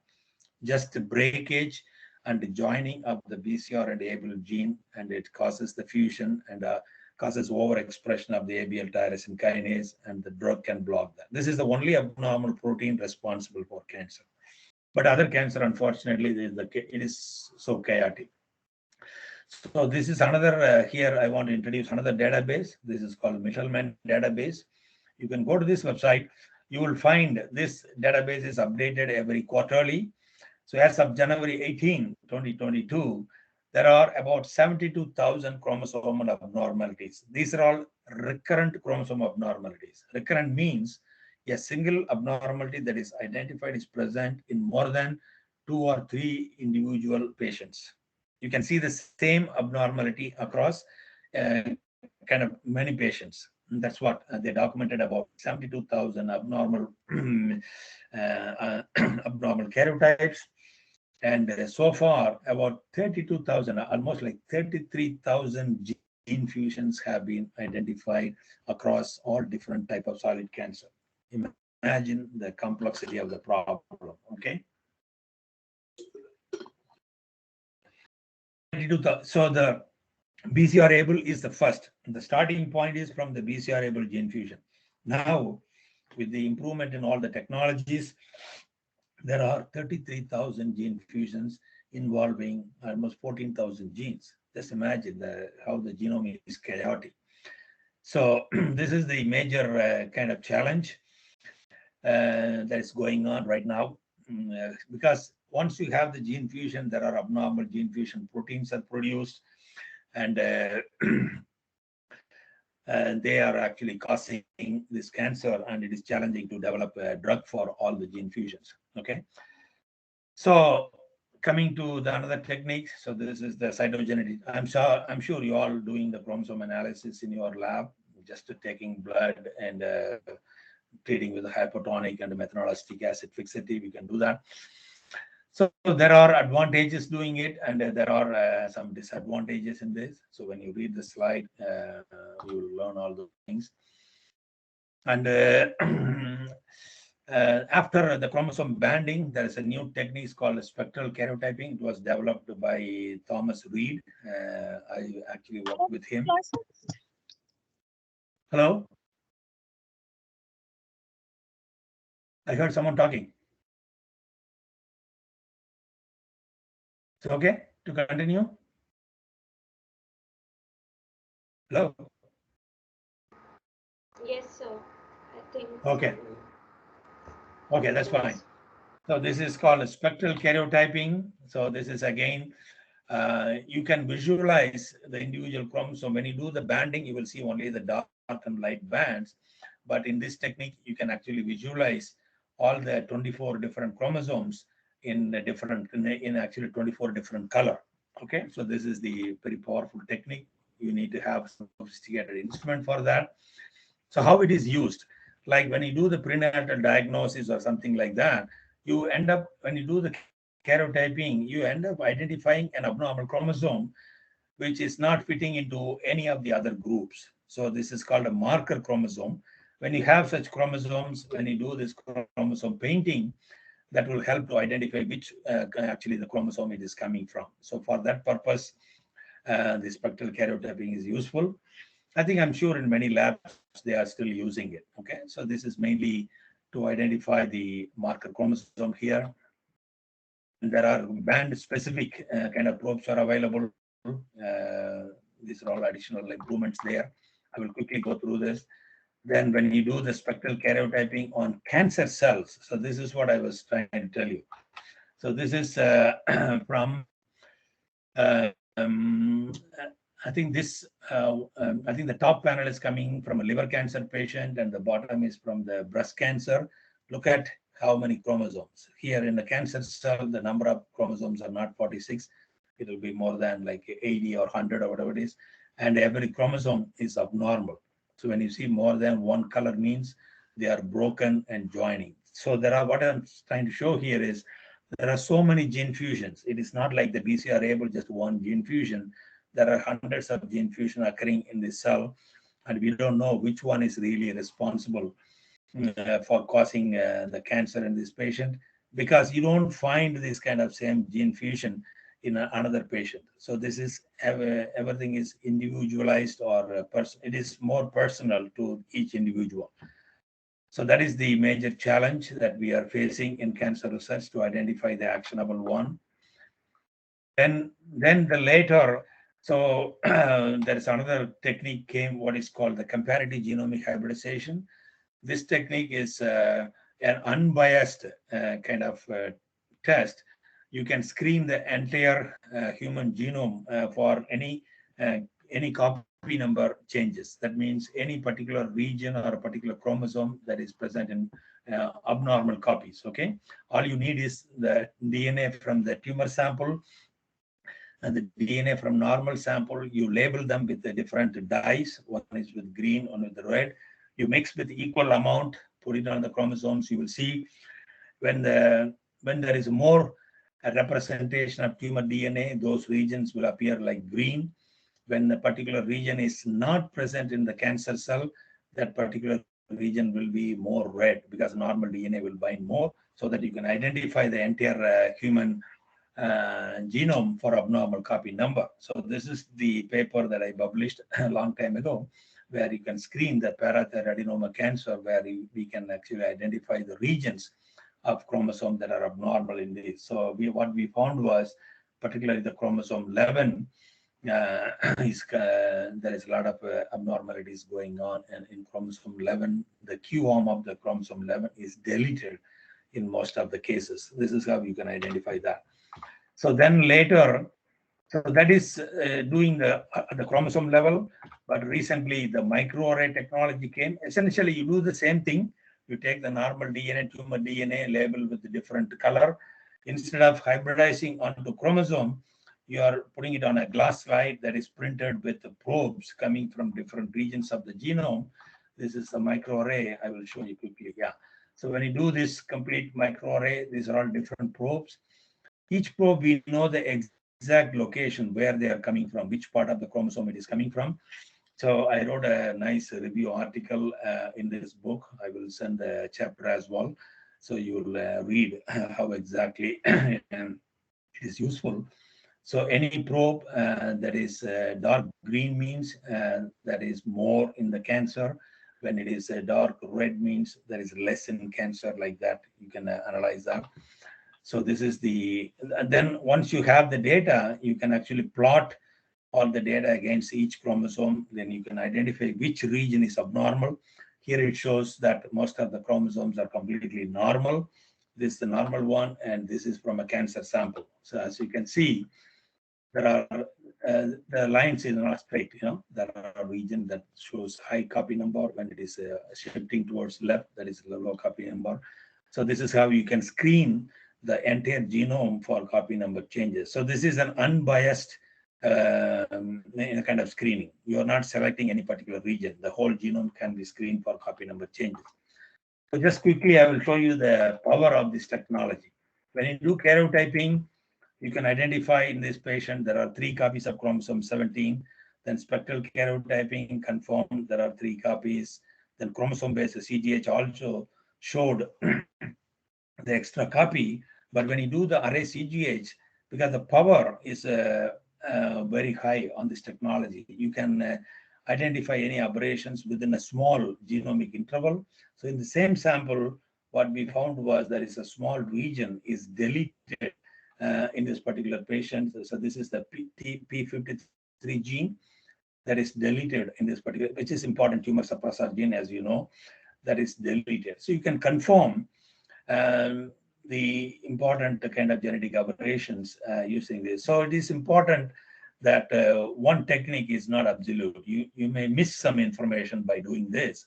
So I think that's the reason you have to use a technique that is that will give you maximum information. Okay. Then later I will quickly walk through.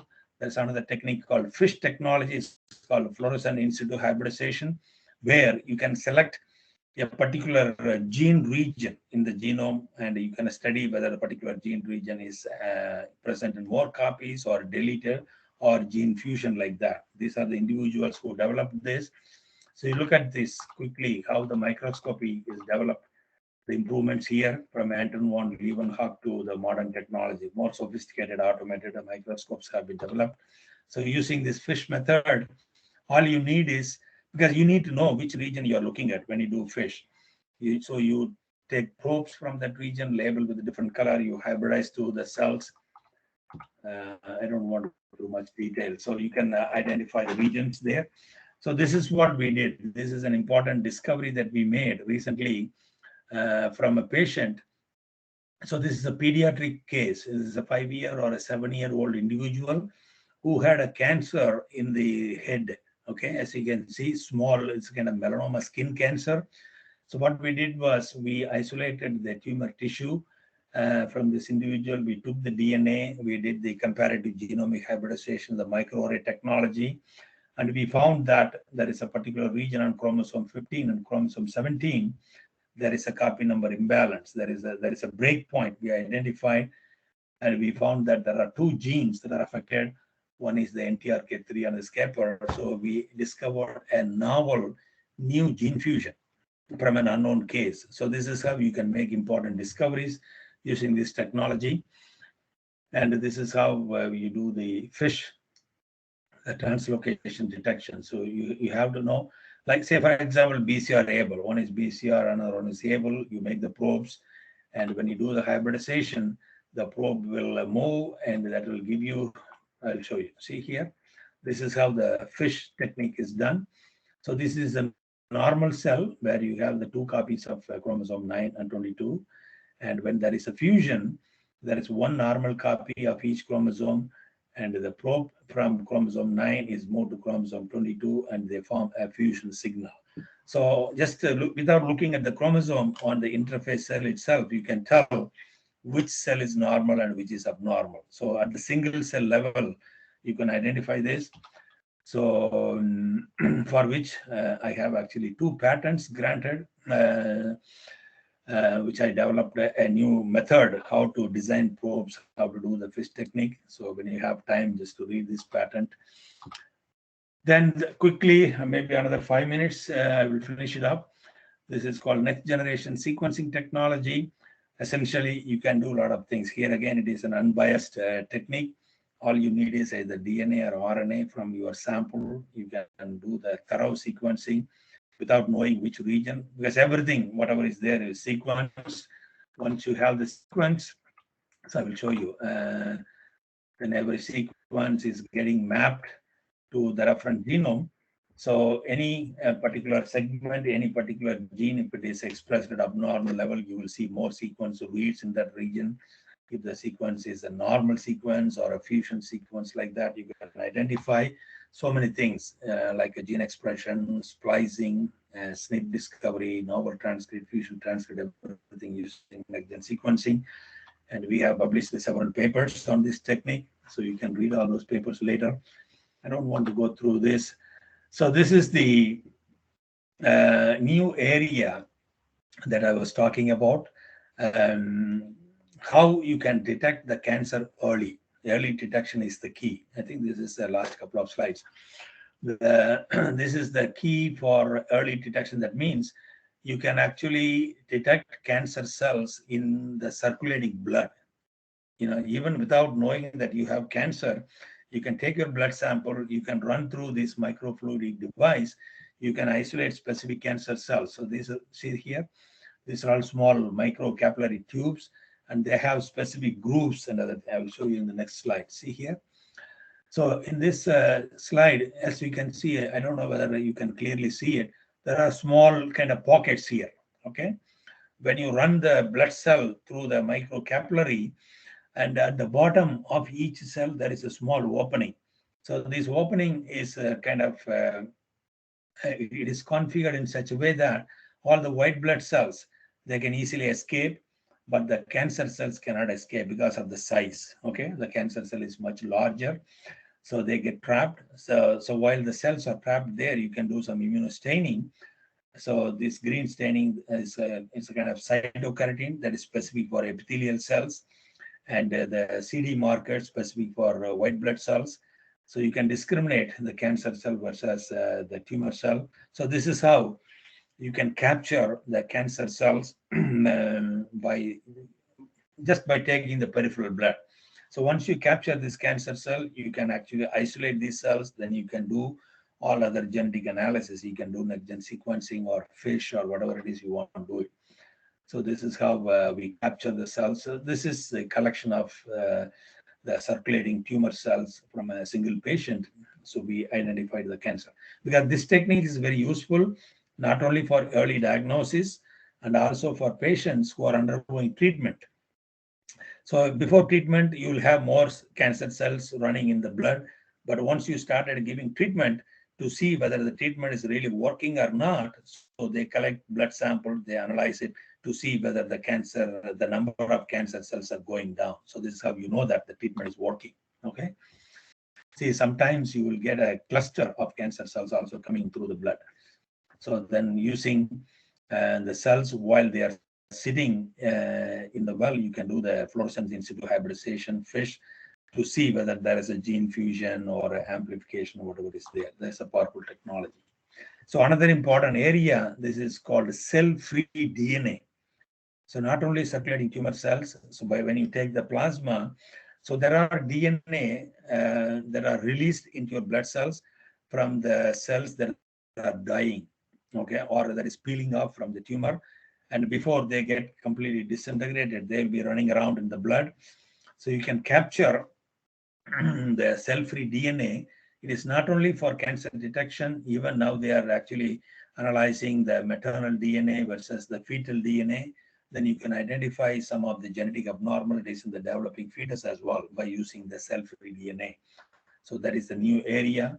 I think you can read more details. I don't have much time to go through. And here I listed, I don't want to read all those things. These are the major breakthroughs in genomics that are changing our world, okay? So please, when you have time, read all those things. See here, I mentioned about the CRISPR technology as well. I don't have much time to go all those things. So I think it's already time. Now in the US, there is a major effort is going on because prevention is better than cure, right? So they are doing a major project. They are collecting blood samples from 1 million people, okay? And, and they collect the family history and everything. They collect the blood sample and they do the DNA sequence and RNA sequence analysis. And they are following these individuals over a period of time, like 5 years or 10 years, to see whether they are developing any genetic disease or how they are, whether it is a heart disease or diabetes, this under multifactorial disease or cancer. So what are the risk factors that you can identify from so-called healthy individuals as they age? What are the diseases they are developing? So this is the major project that is going on in order to prevent the occurrence of more disease in the population. Okay. And then lastly, this is a very important technology. I think the last but one slide. This is called artificial intelligence. Okay, I'm sure you're all familiar with the artificial intelligence. Because since we are seeing more patients, more genetic tests is done, that means more data is collected. So they're using all these kind of genetic data to see whether you can actually develop some diagnostic test based on artificial intelligence. So here, this is an important technology. Even some of the genetic syndromes can be recognized just by doing the facial recognition software. So what they are doing is they are collecting millions and millions of kind of data points from across many individuals. So once you have your picture, you can run through the database that will tell you whether you are suffering from any genetic disease or anything like that. So this is the power of the artificial intelligence. Okay. So with that, I will stop here. Okay. So if you are concerned about artificial intelligence, I think I'm more worried about the decrease in the real intelligence among people now. Thank you. Hello, anybody is there or sleeping? I don't know. I think few of them have left. That's okay. Thank you, Dr. Nalashiv. I'm sure It's it is great. too late actually. And it's yeah. No problem. I don't know. Students told me that we will be listening to you till 12 o'clock when I asked them in the class today. So I think they're trying to wake up and keep. Okay, students, if you have any fast questions or Dr. Nalashivam, shall I ask them to mail the questions to you? Yeah. Ask them to email them. Email me. Because they have. I think I have put my email address here. So I have my email address here. Yes, it is there. So yeah. we can share. Sure.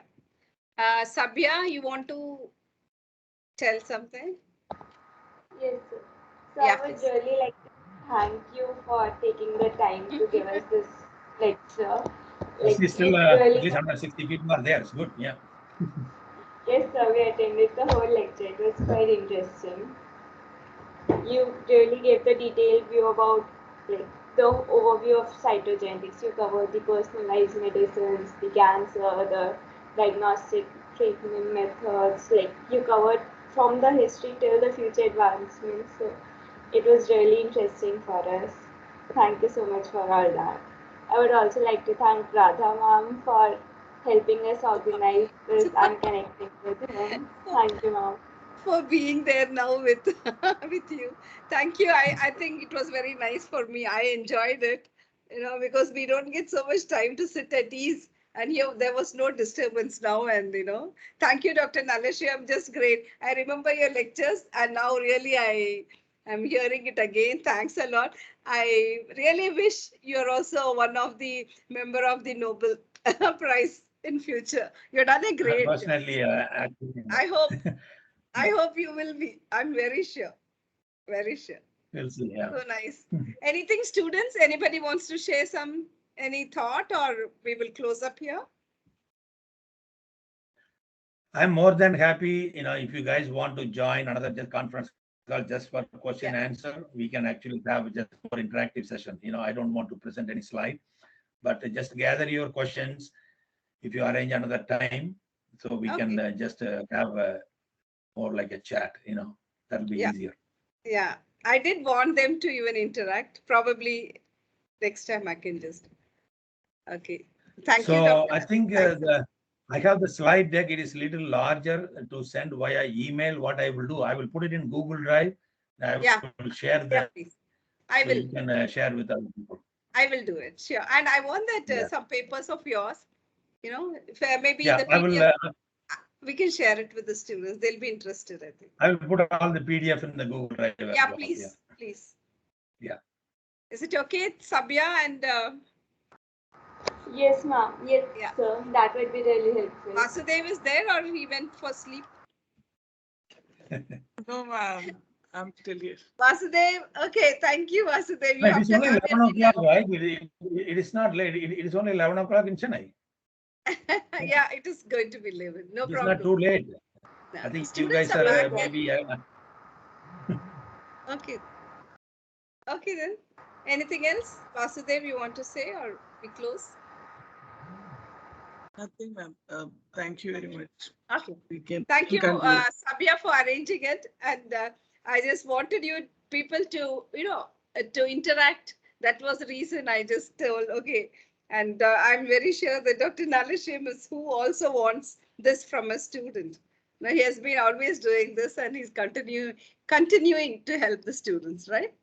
Okay. Yeah. Okay. Thank you, Dr. Yeah, Nalashim. Thanks a lot. Yeah, it is for only daytime here.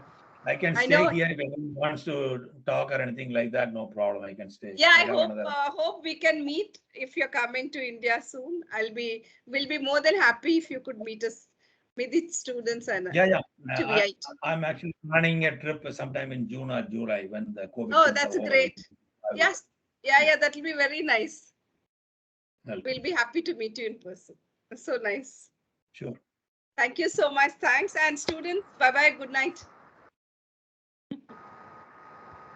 Thank you so much, sir. Bye, everyone. Yeah, bye Thank you, bye. ma'am. Bye. Thank you, Dr. Nalashim. Okay, please email me for anything. Sure, sir. Students are there. Or you can find me on LinkedIn or Facebook, anything. Fine. Thank you. Thank you so much, sir.